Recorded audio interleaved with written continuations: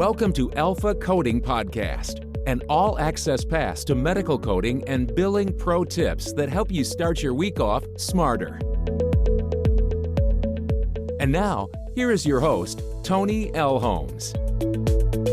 Hello, everyone, and welcome to the Alpha Coding Podcast series. I'm your host, Toni Elhoms. Welcome to episode 47 of the podcast. Today is November 23rd, and I'm excited for today's episode because I invited a special guest to join us. He is a brilliant physician, and I'm so excited to have him on the show. He's going to talk to us about emergency medicine. So before we dive into our topic, it's time for your Monday dose of positivity, the Mindset Monday tip, and it's brought to you by Project Resume. When is the last time you had your resume updated? Your resume is literally your entry ticket to that next great opportunity. Project Resume will design a customized ATS-friendly resume to demonstrate your unique skills and experience. And even better, it's written by coders for coders. Make that investment in yourself today and visit projectresume.net and mention my code ALPHACODING for special pricing. So our Mindset Monday tip is all about influence. The quote I want to share with you says, "The effect you have on others is the most valuable currency there is." And I love this quote. I think it's so important to remember that your ability to influence other people, the effect that you have on other people, how you make people feel when you communicate with them is the most valuable currency there is. So really working on yourself and your energy and understanding the effect you have on other people is the best investment of your time because that is the most valuable currency that there is. So important to keep this in the back of your mind as we get caught up in the hustle and bustle in the day-to-day. So our guest for today is Dr. Burton Bentley. He is the CEO of Elite Medical Experts in Tucson, Arizona. Dr. Bentley is a board-certified emergency medicine physician and nationally recognized expert on medical liability, informed consent, and complex issues related to medicine, business, and law. Dr. Bentley is a national speaker, published author, patent holder, and frequent TV guest, just to name a few. He was even voted Best Doctors in America for Emergency Medicine for 6 consecutive years. I invited him on the show today to discuss his best pro tips for navigating emergency medicine. So thank you for joining us today, Dr. Bentley.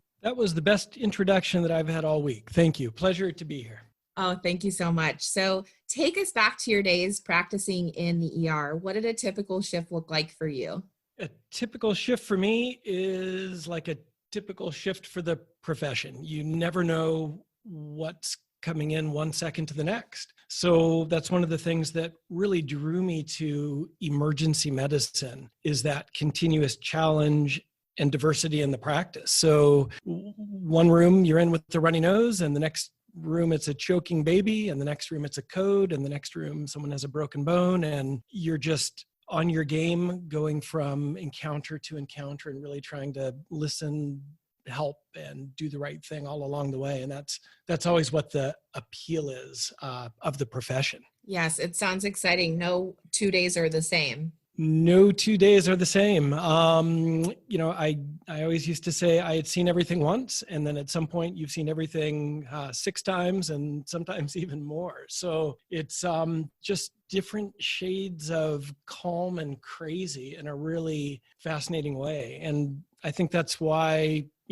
no diss to other professions, but they don't make a show called Urologist. And the reason is emergency medicine just is prone to a lot of excitement, a lot of drama, a lot of good and a lot of bad, but it's all baked together. And I think it just draws people into it for that intrigue and really the ability to help people at such an impactful moment of their life. In fact, it's a lot like surgery. I always think of surgery as, someone has a problem and you're going to cut it out or fix it. It's pretty definitive, but it's at a really impactful moment in a patient's life. And emergency medicine very often is the same way. And I think that's one of the best parts about it. Definitely. So what's your most favorite thing about practicing emergency medicine? I think it is just being able to listen to someone who is at such a critical moment of chaos or pain or disarray, and you've got a trick in your bag that can help them out. So someone comes in, whether they're having a stroke, and we're able to give a thrombolytic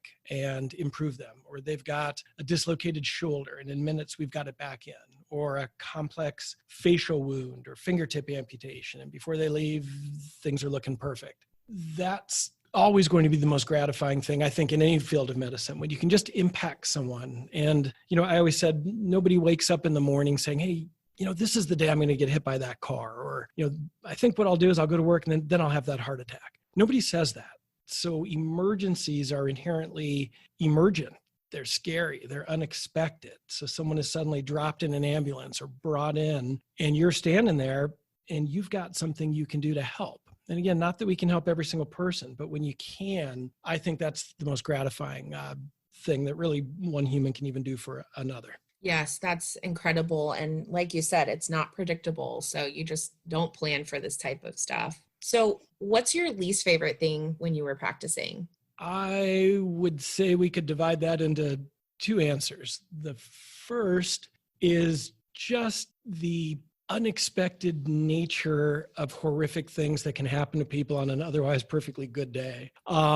Sort of just the randomness. 1 minute you're fine, and the next second you're having a thoracic aortic dissection. 1 second you're driving your car, and the next second you're ejected from it. I think just continually seeing how fragile life is and how sometimes nonsensical and unkind that these events can be can really play on you after a while. So again, it's incredible that we can be impactful on the other side of that and help, but remarkably sad when we see bad things happen to good people. And that can be in the context of trauma or just horrible diagnoses. Imagine someone comes in and they think they're just having a migraine, but it's a brain tumor, or they're just not feeling well, and it turns out they're in kidney failure. So just that element, I think, can wear on you after a bit. And the nuance of that is that it really bothers you more when it happens at someone else's hands. So for example, when someone is hurt by someone else, hit by a drunk driver, senselessly,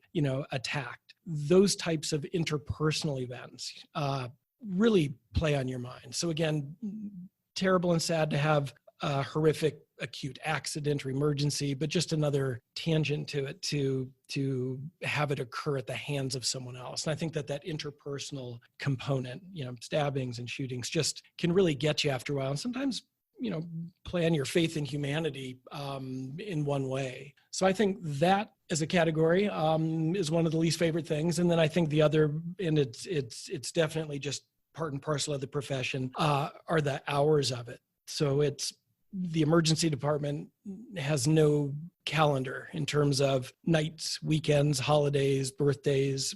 Christmas morning is the same as Tuesday afternoon.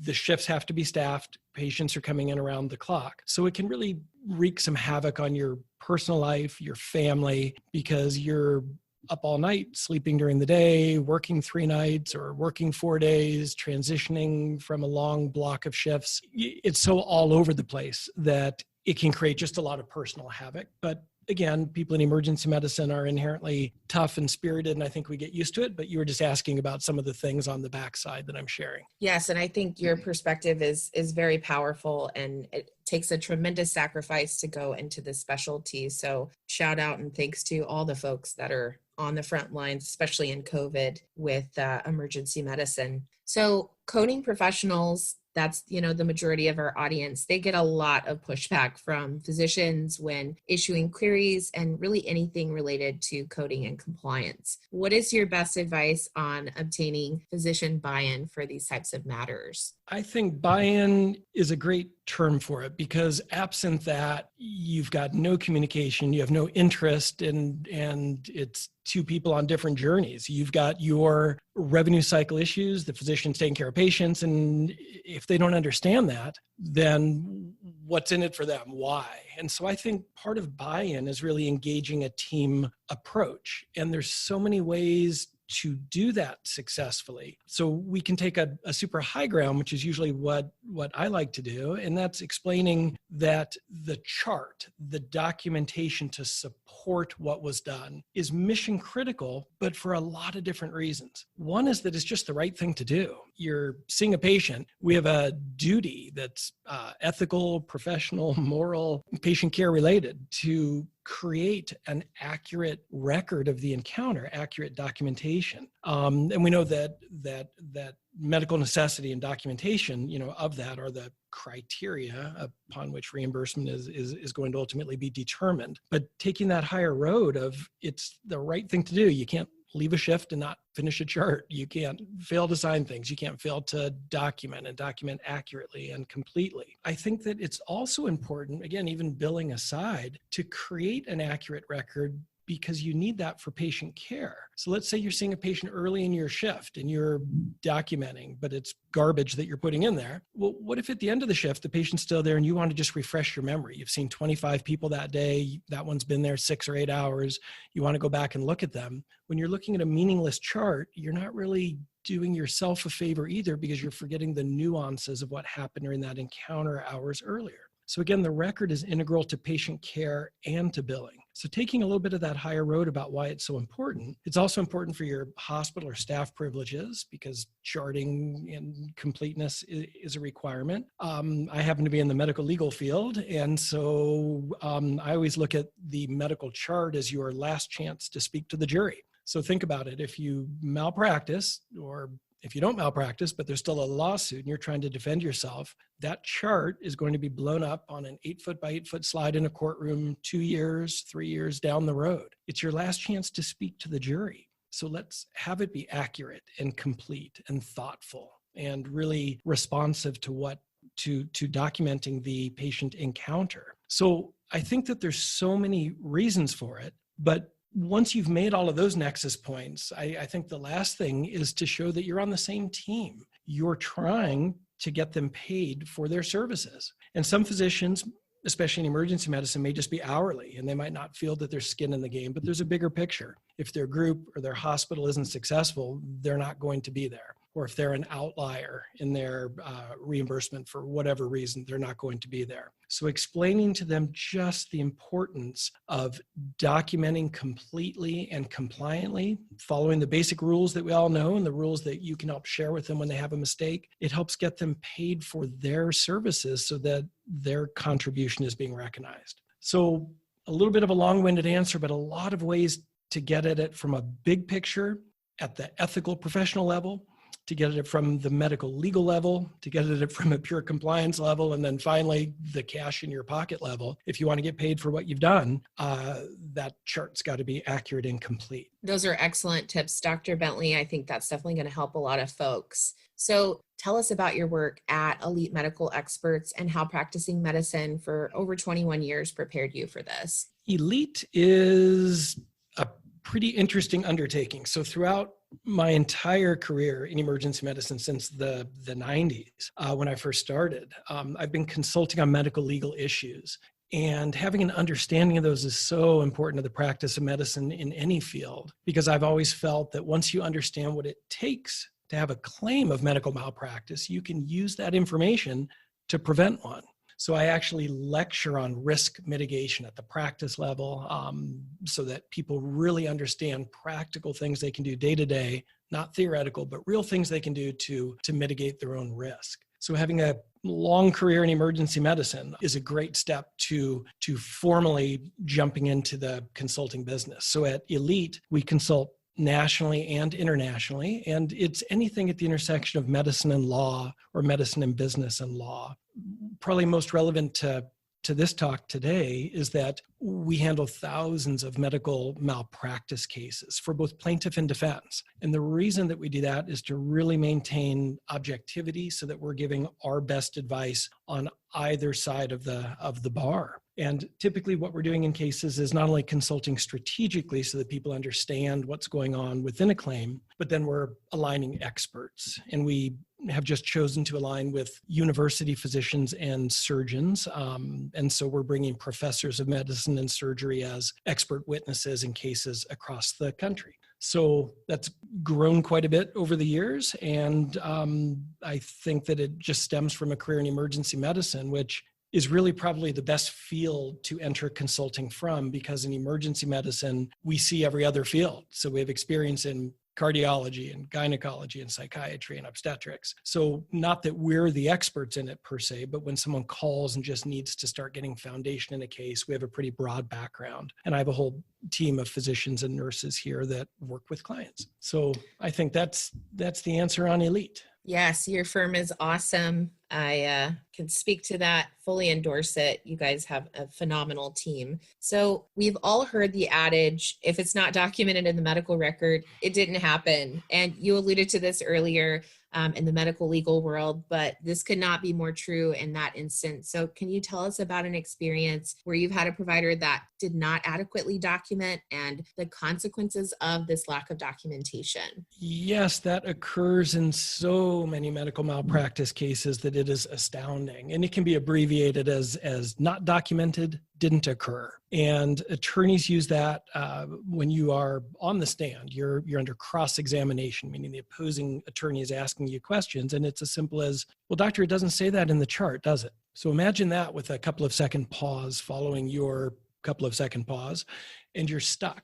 Because there's not a great answer. The typical answer defensively is, well, I'm busy treating the patient, I can't document anything. But a good plaintiff attorney on cross will simply say, well, doctor, let's agree that it's important to accurately document what occurred, because that's the only record we have to go on about what happened on that actual day other than your memory. So no matter how you try and wiggle out of it, a great attorney can just bring it right back to the fact that if it's not documented, the presumption is it did not occur. So for example, in emergency medicine, one of the most common things we see is someone comes to the emergency department, they were maybe taking out the trash, there's a broken bottle in there, and they've swung the bag and cut their leg or cut their hand. And they come in and the documentation says, patient came in with an 8 centimeter sharply incised wound on their lateral right leg, just above the ankle. And wound is examined, cleansed, and closed with 4-O-proline, patient discharged. So imagine that it's just that simple, and that sounds great.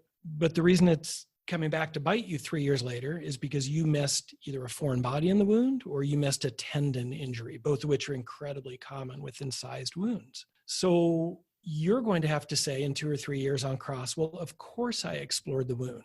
And the plaintiff attorney is going to say, doctor, where did you document wound exploration? Or that tendons visualized and intact, or no tendinous wounds, or no foreign body? Where is that?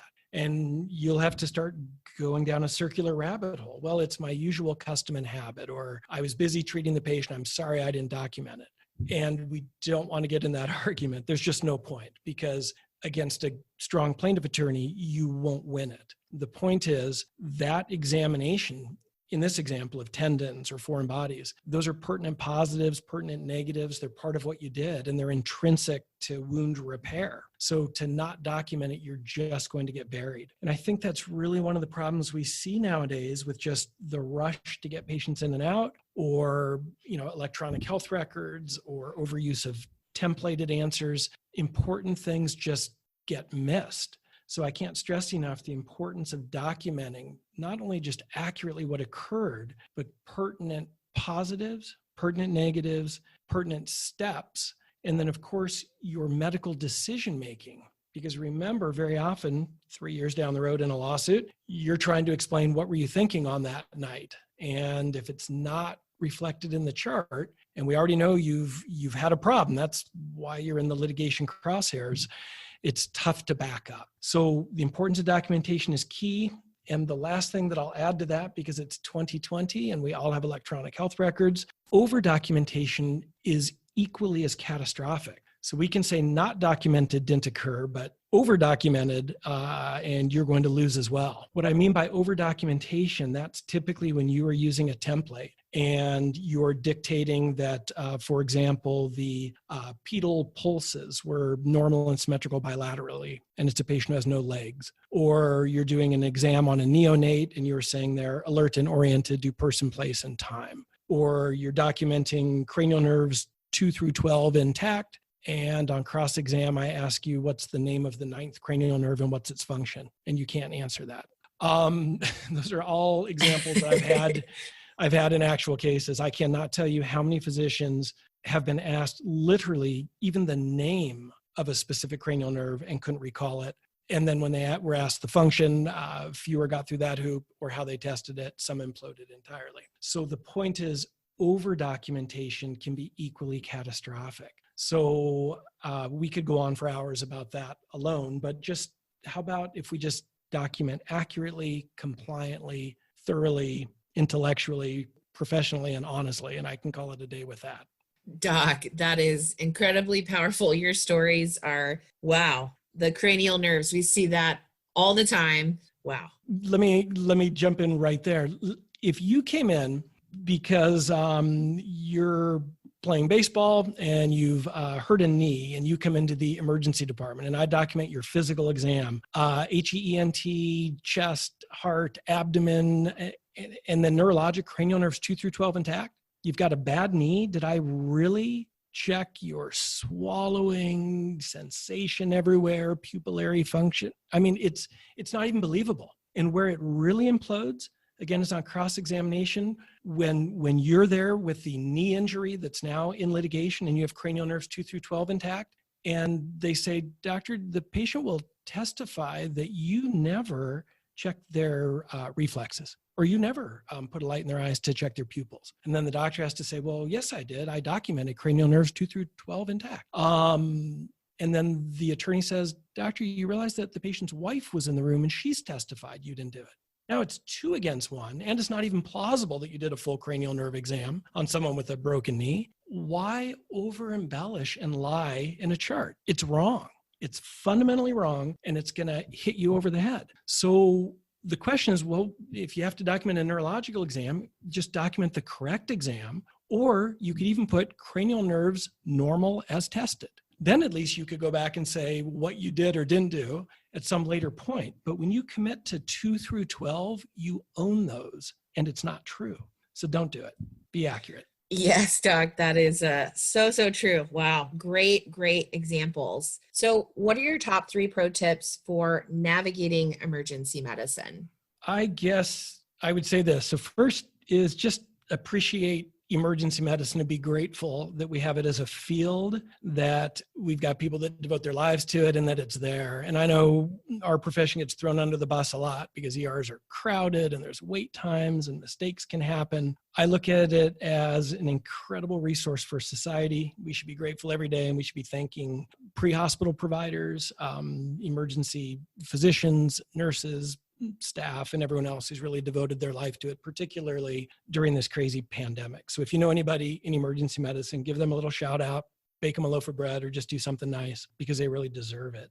I guess the second thing is, we talked about getting the buy-in, for the revenue cycle in emergency medicine. And I think what's sometimes interesting with the ER is that we are the only field that fundamentally we have zero control over the first step in the revenue cycle, and that's whether a patient can pay or not. So under federal law, we have to treat anyone who comes to the emergency department. And it's just kind of an interesting way of looking at it. If you've got a private office anywhere, you get to pick and choose what insurance, who you treat, who you don't treat. It's like restaurants, in the sign, if you don't have a shirt or shoes, we don't have to serve you. In the emergency department, we treat everybody regardless of their ability to pay. And I've had entire days where I worked on people, maybe who were non-citizens or had other issues, where I devoted an entire day to helping people that had no insurance. So it's just kind of interesting from that perspective. And I think you can maybe use that as you're getting buy-in for the revenue cycle and explaining again,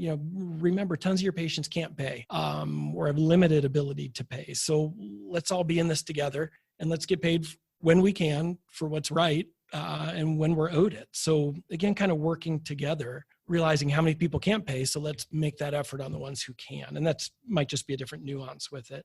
And my third thought is just realizing that, like we talked about, emergency medicine, it's a tough field, but it's a field that sometimes has a lot of turnover. We'll see a lot of different staff coming through the ER. People are rotating through their PAs that are in and out. There's junior physicians and seniors. So I think just realizing that it's much more dynamic, much more prone to churn than just a typical surgical practice or gastroenterology practice. So understanding you're going to have different personalities, different levels of engagement, interest, resistance. So working again, just to understand that unique environment, but doing it in a constructive, proactive way of getting buy-in and just pulling everyone together, I think is so important. And sometimes just learning people's background and their journey helps with that. So again, understanding we are inherently more dynamic, more changing, more stress prone, more night shifts than any other field. So give us a little slack, but I think with great feedback,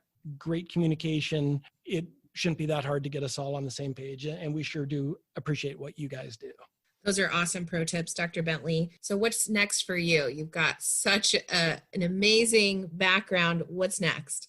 I am thoroughly enjoying elite medical experts. So I am sticking with that, and we are definitely growing. We just partnered with the largest continuing legal education company in the country to bring medical legal CLE. So I think that's exciting. And I also consult really broadly in the field of informed consent and launched a new company earlier this year called Consent Spectrum, which brings informed consent for the aesthetic industry, medical dermatology and plastic surgery. So I think my interest is definitely on this medical legal end of things, and I'm enjoying it. So I'm sticking with it right now and glad to be doing it.